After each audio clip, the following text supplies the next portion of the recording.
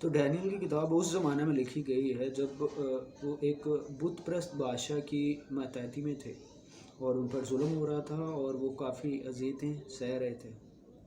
तो आज हम देखते हैं उसी के बारे में। दानियल की किताब पर एक नजर। दानियल ने भविष्यवाणी की ये किताब बेबीलोन में लिखी। जब वह एक नौजवान था तो उसे शाही घराने के लोगों के साथ बेबीलोन लाया गया। बाद में उसने बड़े अधिकारी के तौर पर बेबीलोन और फिर मादी फारस की सरकार में काम किया। दानियल अपनी किताब की शुरुआत में ईसा पूर्व 618 में हुई घटनाओं का जिक्र करता है जब वो एक नौजवान था। उसने इस किताब का लिखना करीब ईसा पूर्व 536 में पूरा किया। ओबद्याह, यहेजकेल और यिर्मयाह भी दानियल के जमाने के भविष्यवक्ता थे। वो ऐसे दौर में जिए थे जब इस्राएल में बहुत उथल पुथल मची थी और तभी यरूशलेम का नाश हुआ था। दानियल ने वो वक्त भी देखा जब मादी फारसियों ने बेबीलोन को हराया और परमेश्वर के कुछ वफादार लोग यरूशलेम वापस गए। लेकिन वो उनके साथ यरूशलेम वापस नहीं गया क्योंकि शायद तब तक वो काफी बूढ़ा हो गया था। दानियल की किताब में 12 अध्याय हैं। अध्याय 1 से 6 में दानियल और उसके 3 दोस्तों के साथ हुई घटनाएं दर्ज हैं जो क्रम से बताई गई हैं। अध्याय 7 से 12 में दानियल के सपनों और दर्शनों का जिक्र है जो परमेश्वर की तरफ से भविष्यवाणियां थीं। अध्याय 1, 3 और 6 में बताया गया है कि किस तरह दानियल और उसके इब्री साथी आजमाइशों के बावजूद परमेश्वर के वफादार रहे। जब वो नौजवान थे तो उन्होंने वो चीजें खाने पीने से इनकार किया जिनसे वो यहोवा की नजर में दूषित हो जाते।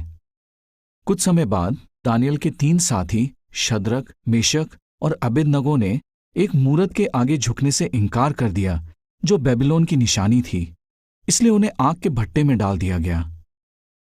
सालों बाद एक शाही फरमान में राजा दारा के सिवा किसी और से प्रार्थना करने से मना किया गया, लेकिन दानियल ने यहोवा से प्रार्थना करना नहीं छोड़ा, जिस वजह से उसे शेरों की मांद में डाल दिया गया।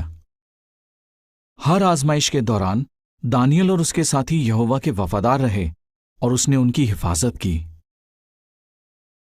अध्याय 2 और 4 में बताया गया है कि दानियल यहोवा की मदद से राजा नबूकदनेस्सर के 2 सपनों का मतलब समझाता है। परमेश्वर की तरफ से दिखाए दोनों सपने असल में भविष्यवाणियां थीं। पहला सपना एक विशाल मूरत का है जो अलग अलग धातुओं से बनी है।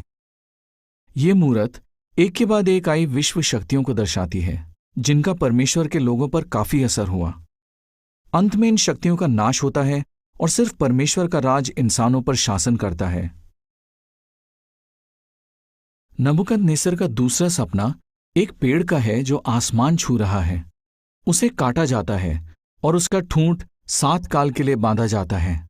इसका मतलब कुछ समय के लिए हुकूमत पर रोक लगाई जाएगी, लेकिन ठूंठ को ऐसे ही छोड़ दिया जाता है, मतलब हुकूमत फिर से शुरू होगी।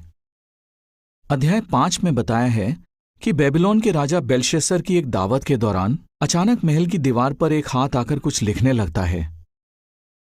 दानियल बेलशस्सर को बताता है कि ये लिखावट इस बात की चेतावनी है कि मादी फारसी लोग बेबीलोन को जीत लेंगे।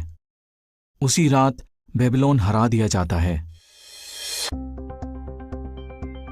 क्या आप जानते हैं दानियल की किताब का काफी हिस्सा अरामी भाषा में लिखा गया था। पुराने जमाने में ज्यादातर जगहों में अरामी भाषा बोली जाती थी। इसके अक्षर इब्रानी अक्षरों जैसे ही होते हैं। अध्याय 7 और 8 में दानियल ने दर्शन में कुछ जानवर देखे जो कुछ विश्व शक्तियों के उभरने और मिटने को दर्शाते हैं। ये हैं बेबीलोन, मादी फारस, यूनान और रोम। इसके अलावा यहोवा अपने बेटे को सदा कायम रहने वाला राज देता है जो इंसानी सरकारों की जगह शासन करेगा। अध्याय 9 में बताया है कि दानियल परमेश्वर के वचन का अध्ययन करके समझ गया कि यहूदी जल्द ही बंधुआई से छूट जाएंगे। फिर हम पढ़ते हैं कि जब दानियल प्रार्थना कर रहा होता है तब एक स्वर्गदूत आकर उसे मसीहा के बारे में कुछ जानकारी देता है। अध्याय 10 से 12 में बताया है कि फिर से एक स्वर्गदूत दानियल के सामने आता है। वो उसकी हिम्मत बंधाता है और भविष्य के बारे में एक और दर्शन देता है। ये खासकर दो राजाओं के बारे में एक भविष्यवाणी है जो एक दूसरे पर जीत हासिल करने की होड़ में लगे रहते हैं। ये भविष्यवाणी आखिरी दिनों तक पूरी होती रहेगी। स्वर्गदूत दानियल को यकीन दिलाता है कि परमेश्वर उससे खुश है और बताता है कि दानियल जल्द ही मौत की नींद सो जाएगा, लेकिन वक्त आने पर दोबारा जिंदा होगा।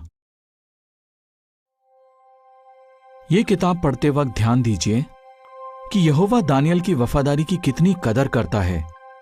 कैसे यहोवा राजाओं और राज्यों को अपने मकसद के हिसाब से ठहराता या हटाता है, और कैसे यहोवा अपने बेटे को सदा कायम रहने वाला राज देता है जो सभी इंसानी सरकारों की जगह लेगा।